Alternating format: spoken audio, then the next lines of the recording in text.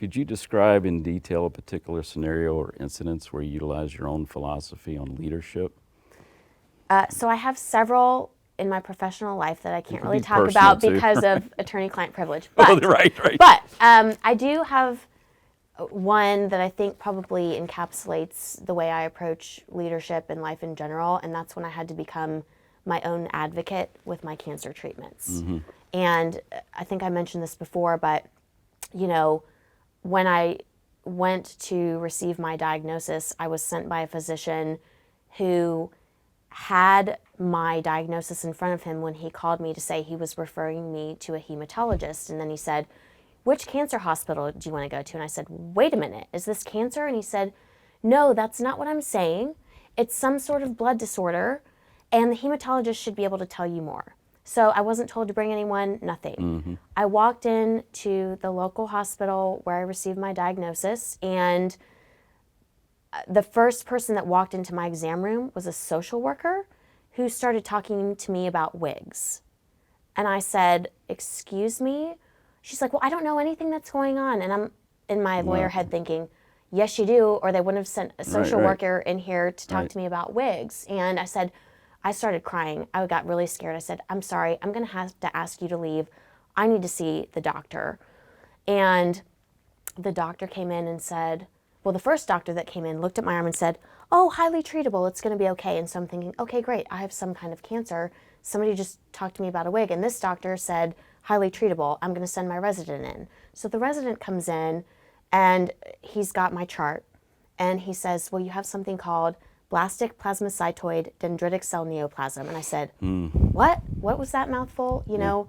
And he said, "Well, you've probably never heard of it." And I said, "No, I haven't." And he said, "Well, it's a leukemia, and it's pretty rare." And I said, "Let me see my chart." And so I saw the paperwork faxed over from the referring physician, so I knew he had the diagnosis in hand and lied to me about it. And it said, BPDCN, acute leukemia, highly aggressive, extremely poor prognosis. And then that's when I went out of body and my gut just dropped. And I said, "How bad is this?" And he goes, "It's pretty bad." And I said, "Well, am I going to survive this?" And he goes, "Probably not." And my head is just swirling. And I didn't really hear much else other than, "We're going to draw some blood, send you home, and schedule some more tests for next week." So I got home, I told John, and then in the meantime, this is over Thanksgiving weekend, I had to keep it together. I didn't want to tell my family yet. The only family I told were my mom and sister until they could confirm things. But I'm up all night, crying, reading every medical journal article I could get my hands on, all the research, and everything said, nobody has survived this. And the stranger thing was that this cancer primarily occurs in men in their 60s and 70s. So to get this diagnosis as a 32-year-old female was just beyond comprehension. But I found a clinical trial. So when I went back to see the local physicians the next week, they recommended the course of treatment that has been unsuccessful in every case of this so far and didn't bother to look for a clinical trial for me. And so I was my own advocate and found that for myself, reached out to my physician at Ohio State, who got back to me within 45 minutes and had me in there and being treated like this.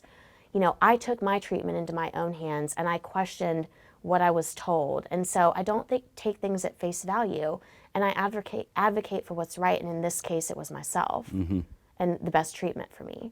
So I don't want to get too far afield, but that's very common that a lot of patients will take whatever their doctor tells them at face value because they feel they're the experts, and they don't often get second opinions or dive in like you've done.